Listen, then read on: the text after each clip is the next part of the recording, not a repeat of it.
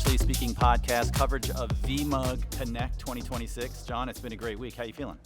It's good, but I'm ready to get back. I've got so much broken in my lab right now that I need to fix, and I just don't even know where to start. Yeah, well, that's also a good segue. I mean, we were doing some troubleshooting already. We've learned how to do an upgrade.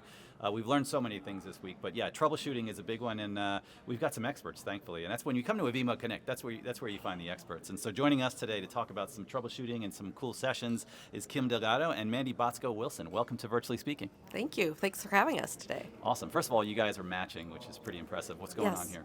We are known as Team Kandi.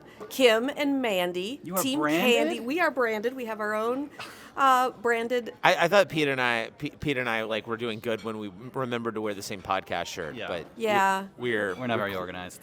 I mean, you missed us yesterday when we were wearing our matching, other shirts as well.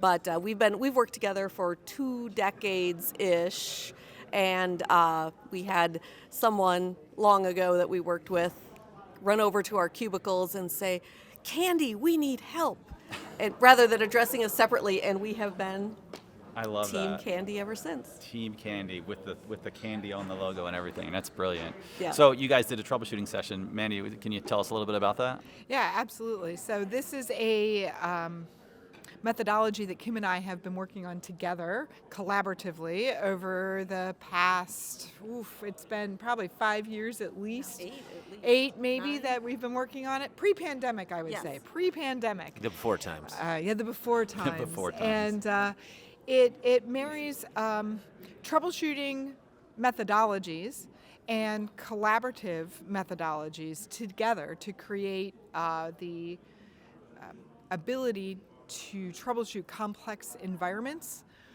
like VCF more effectively and efficiently. This is interesting you talk about collaborative troubleshooting, because my experience in operations and watching operations is I typically see 2 methodologies used. One, this ITIL ticket queue where you have only one person. If they need help, they have to completely relinquish the control and escalate the ticket, which we can go on about, our joint love of ITIL. Or it's everything's on fire and there's a conference call bridge affectionately called the war room for some reason. Yes. Never the peace room. And there's 20 people all just talking over each other. And, Yes. and the temperature is very unpleasant. Exactly. And neither of them seem like a healthy way to collaborate. Yeah. It's ironic because the small company that we worked for developed ITIL software before we were acquired by EMC and then moved over to VMware back in 2010. Oh, so you were the war criminals behind We were it. we were the criminals, so we found a said better are. way. We are, yeah. But so we are well experienced in that process. But yeah, so the goal is to give people some skill sets to make sure that everyone has a voice, everyone is heard, everyone has the ability to contribute without being, criminalized. Yeah.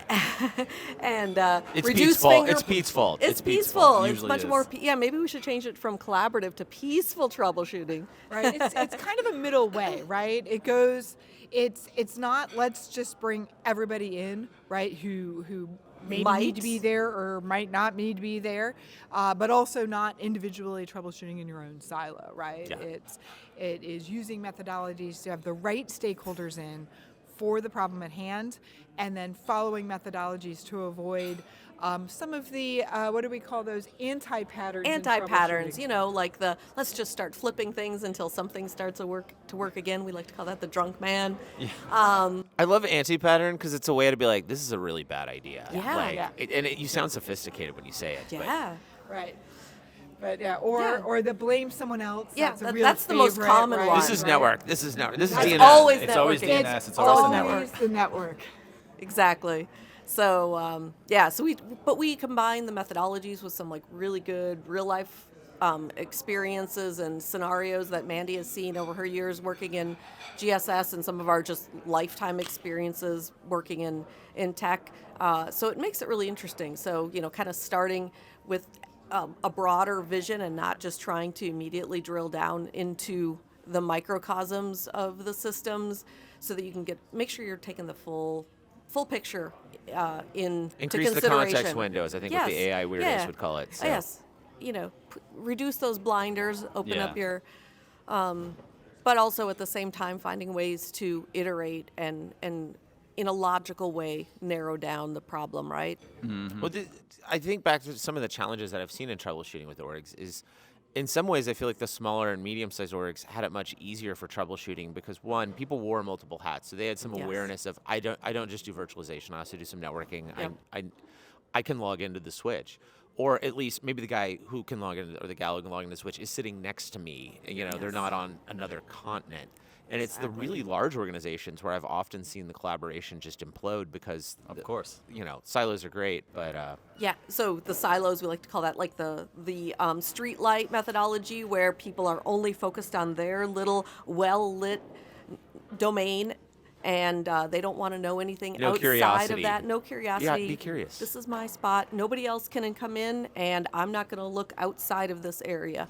So we talk about that. One of the things that I like to do, or one of my favorite methodologies, is to actually reflect on back in middle school science class. We learned that scientific methodology. You might remember it off the top of your head more than I can, but like the observe, create a hypothesis. hypothesis, Ask test a the question, hypothesis, yeah. ask the questions, Collect data. Yes, collect data, Come and to a then conclusion. Yeah, and that is actually the best way to troubleshoot, right? Measure, track. Observe. Oh, this looks Observe. anomalous. Okay, well One maybe it could thing be at a this. time. Okay, if it is that, then this would fix it. Let's try that. Yeah. I do see people that they'll often be like, we can't make any change in the system that is currently on fire and down until we have 100% proof that the change will do it, so Yeah. then the cab will do it. Again, getting back to these Yes. Yes, we definitely see that, all the time, and you have to ask yourself, if it's on fire now, Yeah. right? Let's do some things that will. this is a bring that non-destructive fire down. thing that we can turn That's it right. on. Okay, that didn't work. Turn it back off. Right. Like, Yeah. Right. Exactly. Well, yeah, we absolutely see things. There's different methodologies. Sometimes you cannot get to the specific root cause before, right? You run fix some it. tests, Yeah, right? or- Before yeah. you fix it, right? Seeing this right now in a lot of core networking cases where packets are getting dropped. There's a lot of out of buffer errors, so things are, the traffic is overrunning the buffers. And one of the first things you have to do is, look at the driver. Is it the most recent bug fix driver for that device? Nobody. I And- can't think of a single person that hasn't been haunted by a bad driver. That's right. Well, and it's always fascinating to me because people will be like, well, until you can prove it's the driver, I want to update it. And I'm like, look, this driver is from the Reagan administration. The firmware is from last year. Do you think anyone has tested this combination in the world? Like, let's avoid 4 Start hours of other things and just go patch that first. Exactly. And you know what? Just last week, solved 2 issues with this, and ironically, it was the same driver. So I have some suspicions, despite the fact, right, that it's not. Was LRO and necessarily TSO published. broken again? No. Are you like a good developing a blog post. hypothesis? I am developing a hypothesis. Right now, it's just anecdotal, but we'll have to take it a little further. Yeah. That's also a good thing about coming to these conferences because I was literally watching people discuss issues with ring buffers in the hallway, and I'm like, or specific. Someone's like, oh, I got this one driver for this one NIC, and I solved this issue. And I was like, the anecdotes, you can get more anecdotes here from other people. So Form a hypothesis and then go and prove it in your environment. So Haven't you seen some of those ring buffer issues as well when you've been? it's this, yeah, it's Same the same. thing? It's related issue. Yep. Okay. Yep. So from GSS, I'm sure you've got plenty war stories. What type of stories do you share in terms of troubleshooting in your session? So one of the interesting stories has to do with a complex problem that crossed many boundaries. So as the error message came in, it looked like it was a vSAN issue because vSAN was called out right in the error message in the logs. And so the issue was logged with the vSAN team.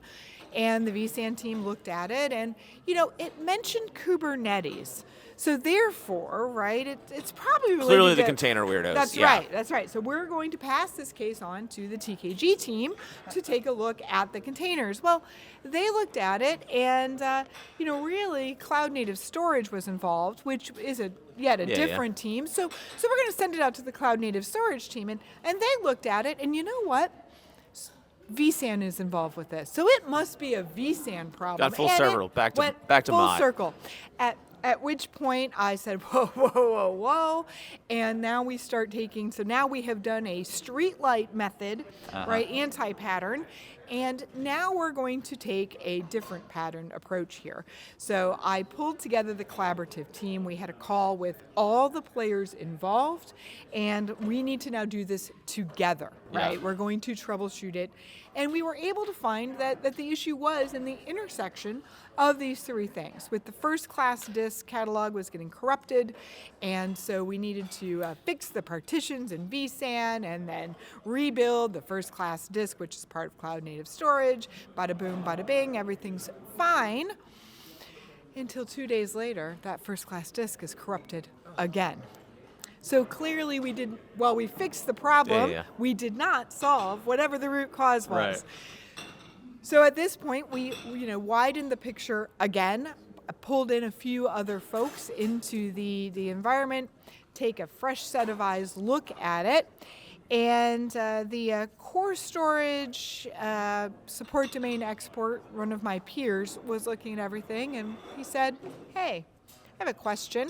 This is part of the blameless inquiry and psychological safety, right, where you can ask the stupid Seemingly questions. obvious questions. Ask naive questions. Right. Yeah. Is there, why does every VMNIC 0 have the same MAC address in this environment? Oh no. Burm, burm, burm. Oh man. So fundamentally, vSAN uses the MAC address to uniquely identify, right, the different parts of the different disks in the cluster that it pulls together. So if they all have the same MAC address, which they should not have, this was happening due to an automated deployment of the hosts overriding. Is this the MAC UCS? I'm trying to address. remember where you can even do. I'm trying to think of how you can even do that. Like, Oh, I don't remember what automation was. well, in I'm thinking from a place. hardware underlay. Like Yeah. Cisco's the only one I No, remember you can yeah. do that. So Yeah. It was not the hardware that did it. It was on deployment overrode and they were VM overriding kernel. it. They were okay. They're using like a host profile Yes, and and hard coding that. hard coding the MAC address.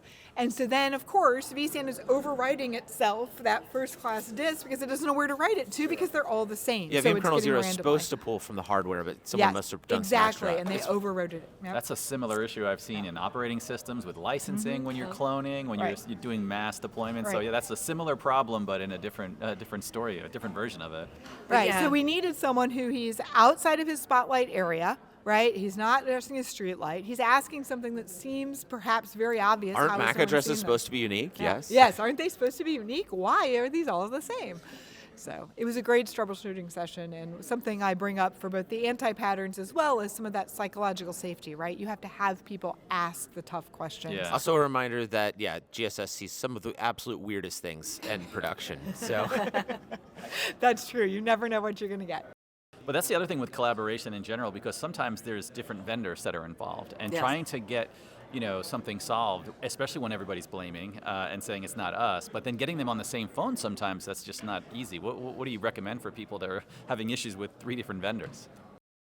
I mean, what typically happens is exactly what you're talking about, right? So maybe the case comes to VMware and we look at it and say, well, no, this is clearly an issue in The some physical other vendor, network, the physical network. not the It's always virtual the network. And it's because it's always the network. I do work in networking in GS, so I can definitely say that it is always the network. But they, and then it starts going in those same sort of circles, but it is that much harder, right, to pull everyone together. There's 2 things you have to do. You need to be more rigorous on your data collection because you have to be able to present data to the vendors if they won't come onto a call that you can bring together. But really, whenever possible, as the user of these systems, you should try to bring everyone into the call. The vendors can't make that happen behind the scenes. Sure.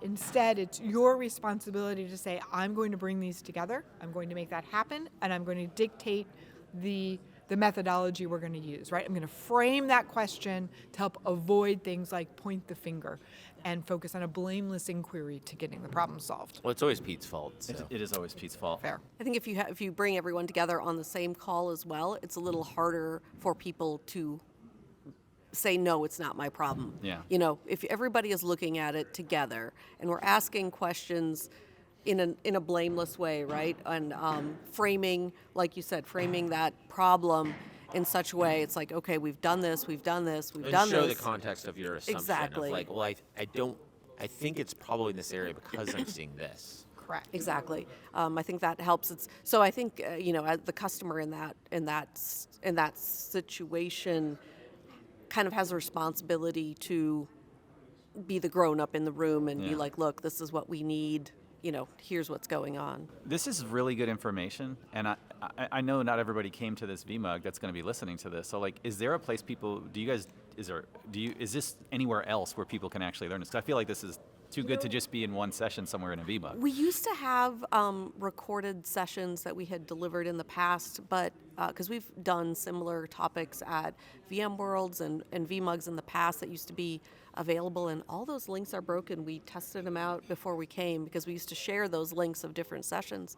So we might need to do a recording and get it shared somewhere. Maybe we can Put it on YouTube because nothing ever gets deleted from YouTube. No. Well, immortal. we are going to be delivering the same session at the VMware Connect in Toronto next month. Nice. Well, there we go. So we will try to get that recorded. Yeah. I'm going to attempt to the recording, and so if it comes out okay, right, we will definitely post that on YouTube. Absolutely. Don't get in trouble from the VMUG Connect folks for bootlegging their content. I don't think so. I think they said that we could do that. No, so I'll I'm have to sure. double I'm check. just kidding. I'm Yeah. just kidding.